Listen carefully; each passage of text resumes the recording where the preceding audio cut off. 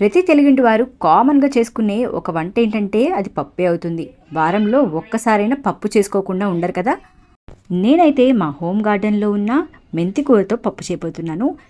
మెంతికూర వేళ్ళనన్నింటినీ నీట్గా కట్ చేసేసుకొని వాటిని శుభ్రంగా 2 నుంచి 3 సార్లు వాష్ చేసుకోవాలి. ఇలా వాష్ చేసుకున్న తర్వాత వాటిని పక్కన పెట్టేసుకోవాలి.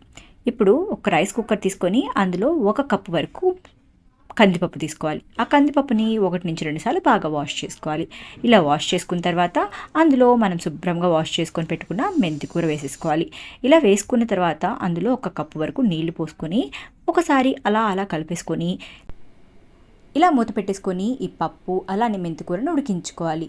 ఇప్పుడు 4 విజిల్స్ వస్తే సరిపోతుంది, మెత్తగా ఉడికిపోతుంది. ఇప్పుడు 2 టమాటాలు తీసుకొని చిన్న ముక్కలుగా కట్ చేసుకొని, అలానే 3 పచ్చిమిరపకాయలు తీసుకొని చిన్న ముక్కలుగా కట్ చేసుకొని ఒక గిన్నెలో వేసేసుకొని నీళ్లు పోసుకొని ఈ టమాటాలను అలానే పచ్చిమిరపకాయలను ఉడికించుకోవాలి. ఇలా ఉడికిన తర్వాత అందులో మనం ఉడకపెట్టుకున్న పప్పుని అలానే మెంతికూరను వేసేసుకొని అందులో కొద్దిగా పసుపు ఉప్పు వేసుకొని ఒకసారి కలుపుకోవాలి.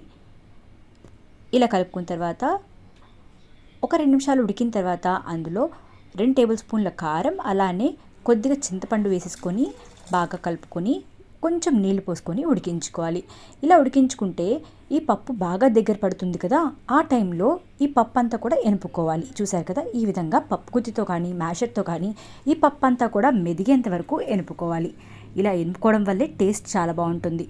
ఇప్పుడు నూనె హీట్ చేసుకొని అందులో చున్నులపాయలు అలానే తాలింపు గింజలతో పాటు ఉల్లిపాయలు కూడా సన్నగా కట్ చేసుకొని వేసేసుకొని వీటన్నిటిని వేయించుకొని అందులో ఇంగువ కంపల్సరీగా వేసుకోవాలి.